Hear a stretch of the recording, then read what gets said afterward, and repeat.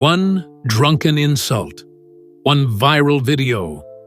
That's all it took for Laura Lopes, daughter of Queen Camilla, to cross the line. After mocking Princess Catherine, the palace didn't hesitate. Prince William responded with full force and no mercy. Titles revoked, privileges erased. The crown just shut her down. The viral moment that shattered royal peace. July 2025, Norfolk. At a glittering after-party filled with aristocrats, donors, and champagne-soaked chatter, one careless remark becomes the crack that shatters royal silence. Laura Lopes, the daughter of Queen Camilla, is spotted laughing in a dim corner of the ballroom. Slightly tipsy, she mimics someone with stiff shoulders and a clipped voice, and says with a smirk, "She's a walking antique in pearls. I swear she's been 73 since birth." Everyone at the table chuckles, except for one guest, who has their phone recording under the table. They know exactly who Laura's talking about.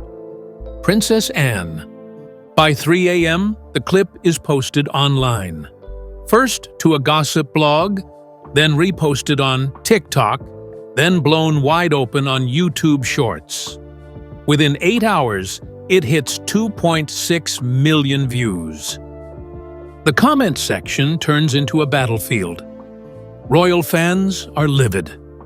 Anne, often called the hardest-working royal, has long been respected across the UK for her no-nonsense duty and zero-glamour approach. Mocking her isn't just seen as rude, it's disrespecting the monarchy's spine. Headlines appear instantly. Camilla's daughter insults Princess Anne. Laura Lopes mocks senior royal at Norfolk event. And while Laura sleeps off her hangover, the palace watches the scandal detonate in real time. By noon, her Instagram comments are flooded. Sponsors quietly begin distancing themselves, and high society friends stop answering her texts. But the real fallout isn't online. It's at Gatcombe Park, where the target of that joke, Princess Anne, has just finished watching the clip. And her silence isn't forgiveness. It's the calm before she strikes. Anne watches the clip and declares war. At Gatcombe Park, nestled deep in the rolling hills of Gloucestershire, the air is still. Inside the private study of Princess Anne, the only sound is the quiet hum of a laptop, and a voice she instantly recognizes: Laura Lopes. The video is short, just 13 seconds. But Anne watches it again and again, the smug smile, the mockery, the careless tone that drips with entitlement, the phrase that cuts through it all: "She's a walking antique in pearls." Anne's teacup sits untouched beside her. Her face doesn't change. No raised eyebrows, no muttered words.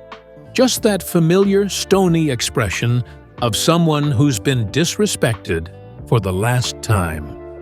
Because this moment, unlike so many others, isn't private. This time, the entire world saw it, and this time Anne is done being silent. But it's not the insult alone that stings. It's the pattern, a slow, corrosive climb over the years. Camilla, inserting herself deeper into palace operations. Laura, appearing at high-profile events with borrowed status, neither one ever earning their roles through duty, sacrifice, or service. Just proximity, just clever positioning. Anne had held her tongue for decades.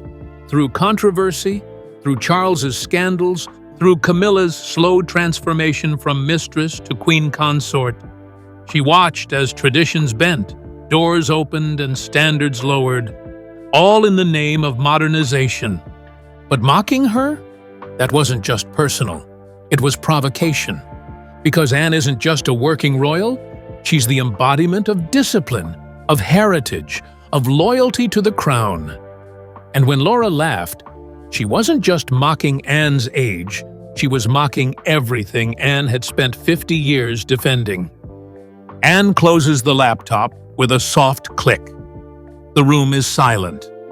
But inside her, something shifts.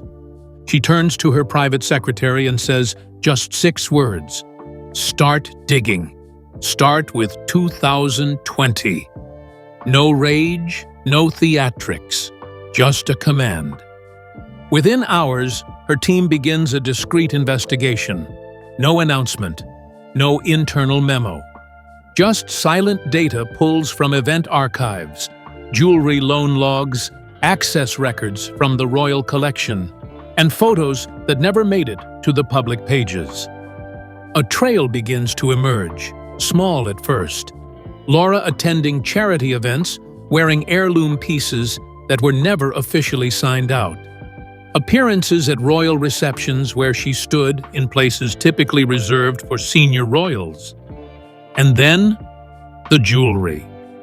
The earrings. Anne reviews the files as they arrive, one by one. With every new photo, her resolve hardens. Because this isn't just about Camilla's daughter crossing a line. This is about protecting Diana. Anne remembers the pain William carried when his mother died. She remembers the chaos, the betrayal, the nation that mourned.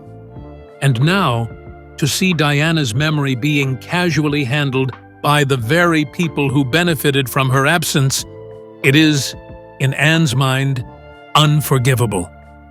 This isn't about vengeance, it's about justice.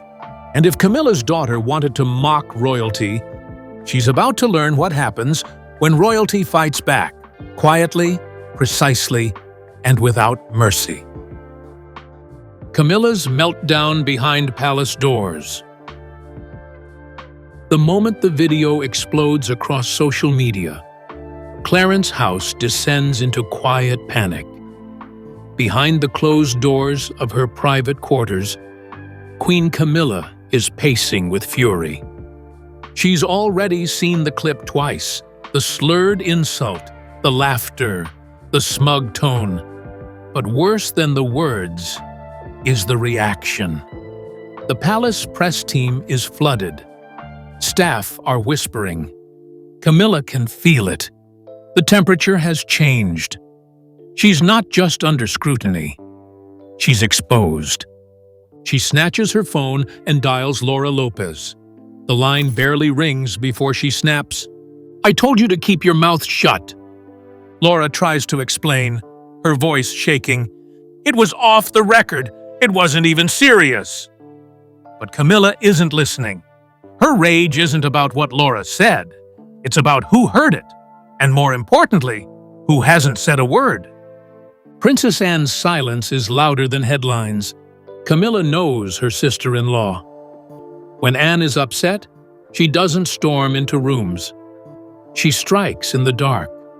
Quiet, sharp, clean. Camilla slams her phone down. Her hands shake. She knows what's coming.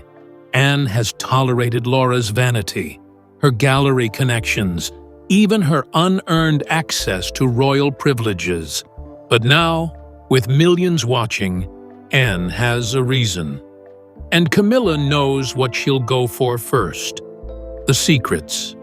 The ones from 2021, from the Italy trip. The ones Camilla thought were buried.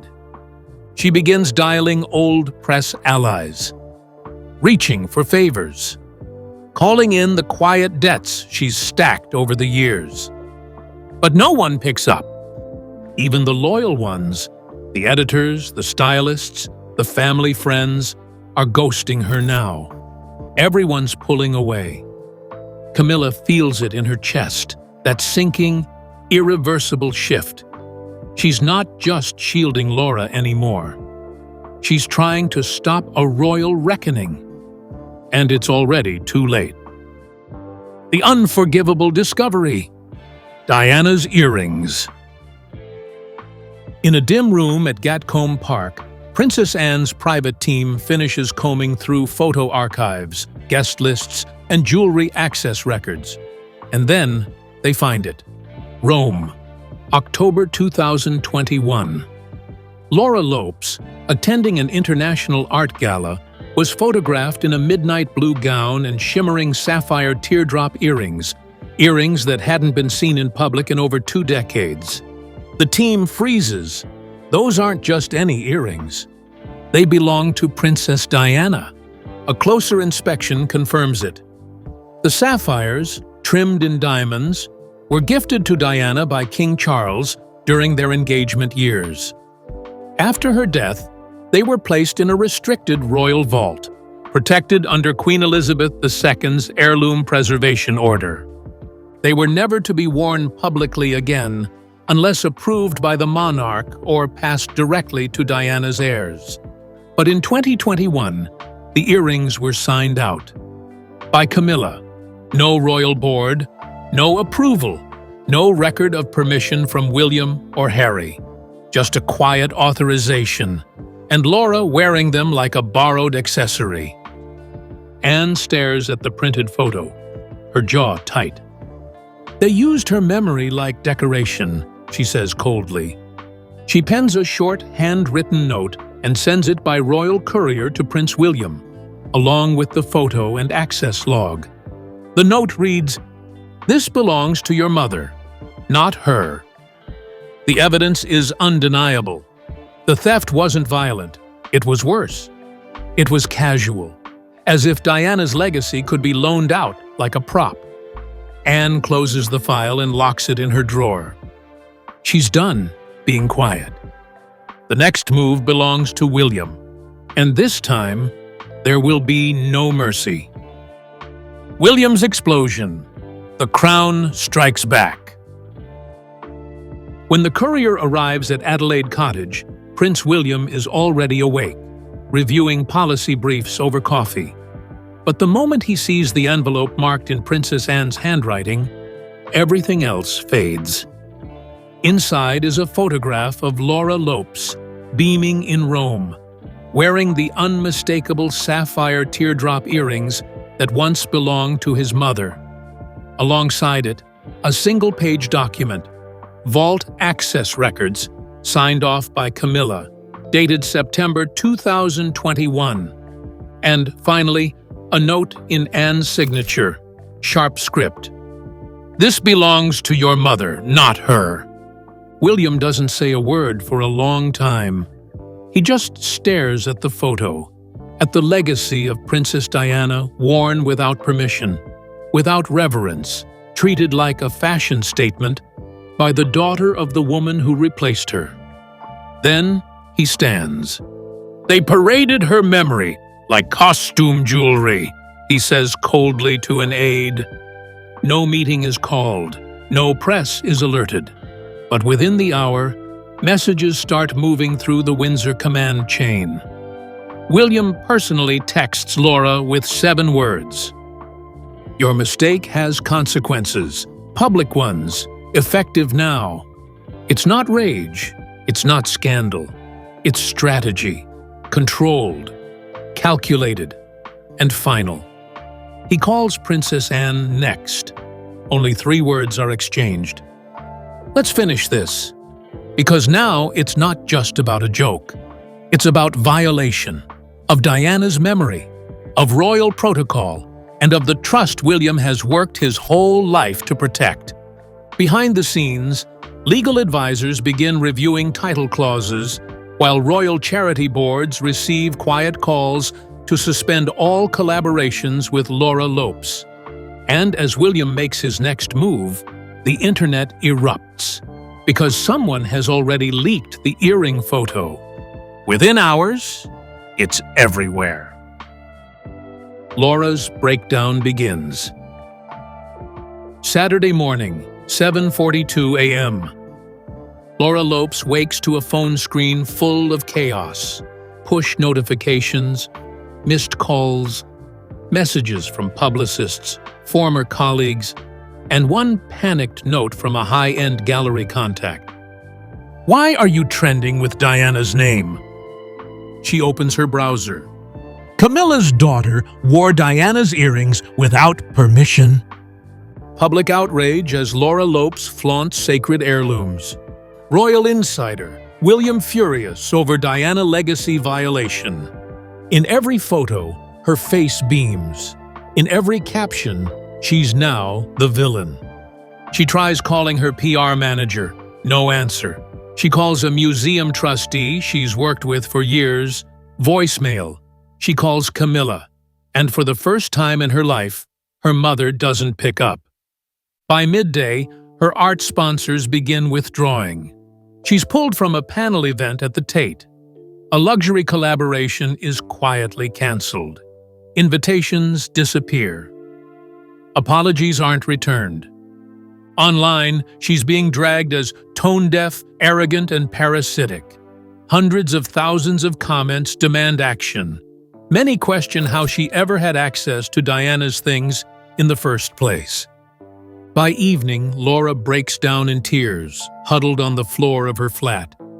She begs Camilla to step in. "Fix it! Please! Fix this!" But Camilla's voice is cold, exhausted, defeated. "I warned you. I can't stop it now." And she can't. Because William isn't protecting Laura. Anne isn't pulling back. And Charles isn't interfering. The institution has turned away. Laura is no longer attached to the crown. She's targeted by it. Camilla and Anne. The confrontation of queens. Sunday evening, a dark car pulls up the gravel drive of Gatcombe Park. Queen Camilla steps out, no staff, no security detail, and marches straight to the main house. She hasn't been invited. She didn't call ahead. But Anne knows she's coming. The house is quiet, except for the low sound of hooves in the stable nearby. Anne's calm routine hasn't changed. Camilla is shaking, but she hides it behind familiar frost. Anne waits in the drawing room, arms crossed, unmoved. She doesn't offer tea. She doesn't ask how Camilla's holding up. Camilla speaks first. "She's my daughter. I raised her right. She made a mistake, but this is public execution." Anne doesn't blink. She waits, then walks to a nearby cabinet and lays down a velvet box. Inside, the sapphire teardrop earrings. Camilla freezes. "You gave her what belonged to Diana," Anne says, voice razor-sharp. "The woman you helped destroy, and now your daughter wears her memory like a prize." Camilla's face crumbles for a split second, but she steadies herself. She didn't mean harm. Anne shakes her head. Calm, brutal. "And Diana didn't mean to die. But she did. And I'll be damned if her memory is rewritten by you." Camilla tries again, voice quieter now. "You don't understand. She's being eaten alive out there." Anne steps closer. "You think I care about headlines? I care about legacy. And this crosses a line." The room is heavy with silence. Camilla's hands tremble. "She's my daughter." Anne's response is ice, and Diana was a mother too. Camilla steps back. No fight left. Just the realization that this time she's completely outmatched. She walks out, not with defiance, but with defeat. Behind her, Anne returns the earrings to the box and locks them away. The punishment, however, is only just beginning. The royal punishment is made official. The next morning, under complete secrecy, Princess Anne calls an emergency meeting at Windsor Castle.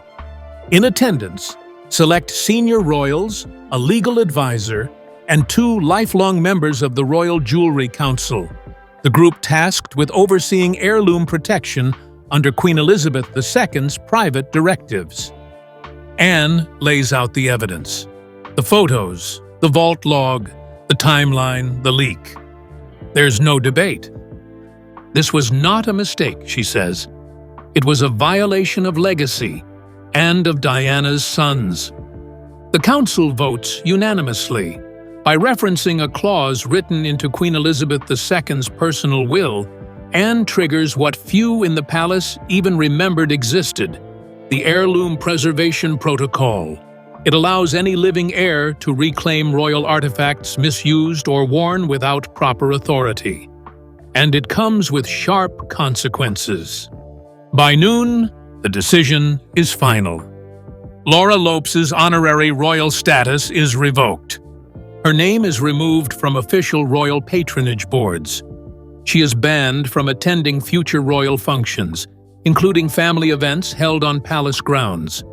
All public connections to the monarchy, by marriage or charity, are severed, and the sapphire earrings are returned to the vault, sealed under William's directive, with access restricted indefinitely.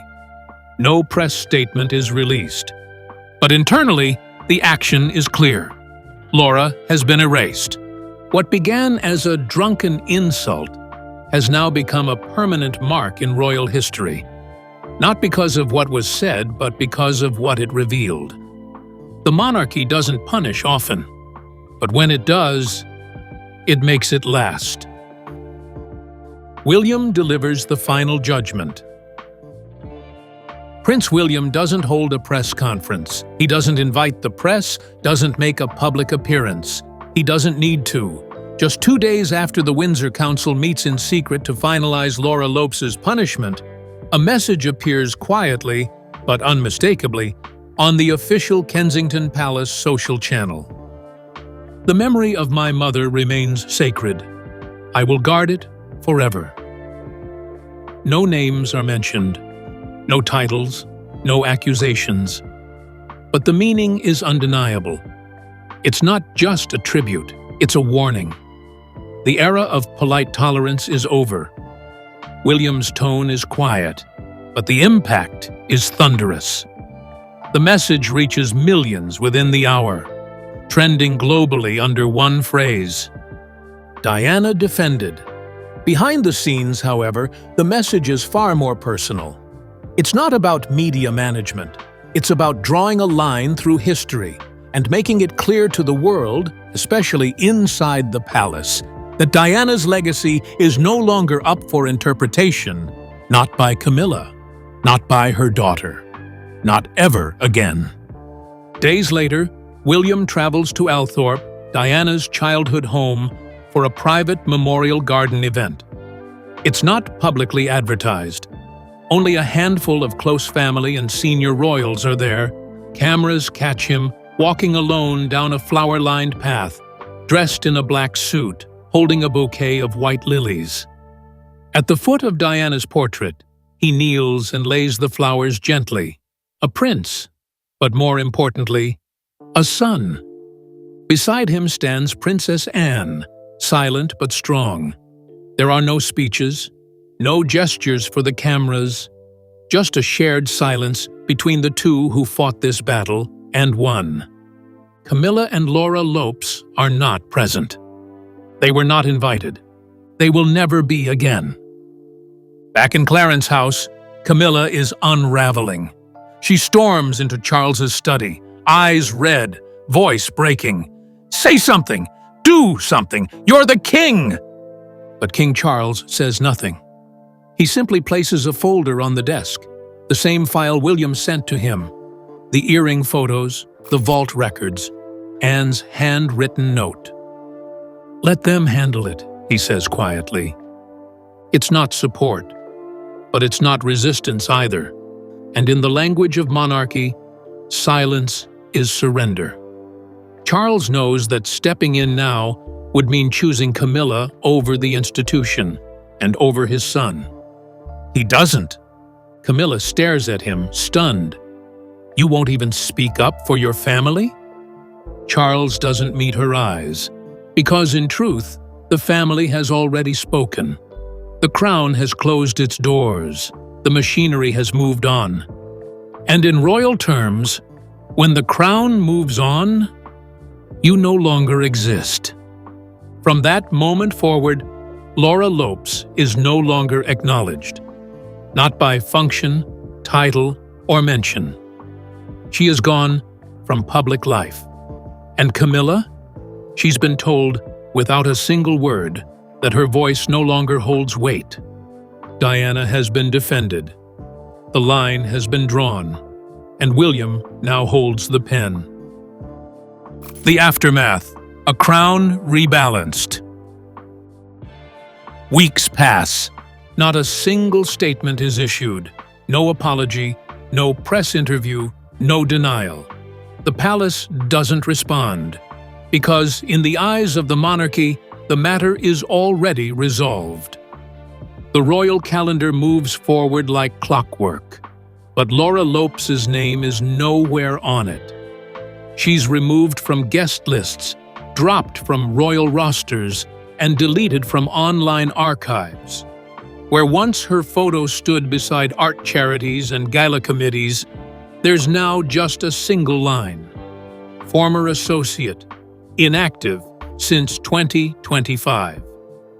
She doesn't appear at royal weddings, not even extended family affairs. She's left off the list for seasonal traditions. No Balmoral summer retreat, no Christmas at Sandringham, not even a mention in official family holiday greetings. She hasn't been exiled. She's been erased. When the paparazzi finally track her down, it's not at a gallery, not at a private event, but alone at Ray Mill House. The property once gifted to Camilla during her transition into royal life, Laura is photographed in an oversized coat, walking the grounds alone. Her eyes look tired, her skin dull. The glamour once attached to her name, the bold colors, the designer heels, the flash of privilege, has vanished. No visitors come. No security stands outside. No staff can be seen. Just a woman, aging in silence, carrying the weight of a name that once opened doors and now closes them. And Camilla, the queen consort who once held social salons, mingled with press lords, and shaped her family's future from behind velvet curtains, is now a ghost in the background, seen only in distant photos at events with no fanfare, no spotlight. The woman who once fought to climb beside the throne now finds herself watching it from a distance. Her smile, once polished and ever ready, has faded. So have the calls from media friends. The power circle that once protected her daughter has disintegrated. Meanwhile, Princess Anne stands taller than ever. She is honored by a major national foundation, receiving the prestigious Legacy Guard Award for a lifetime of quiet, relentless service to the crown. The audience rises to their feet. Many wipe away tears. She does not smile. She nods, accepts, and steps back into the shadows, just as she always has. One paper calls her the quiet lion of the crown. Another headlines, Anne held the line when it mattered most. Then, days later, she receives a handwritten envelope delivered in person by a royal courier. Inside is a short, quiet message, just one sentence, written in Prince William's unmistakable hand. The monarchy remembers, and so do I. Thank you for standing by my mother.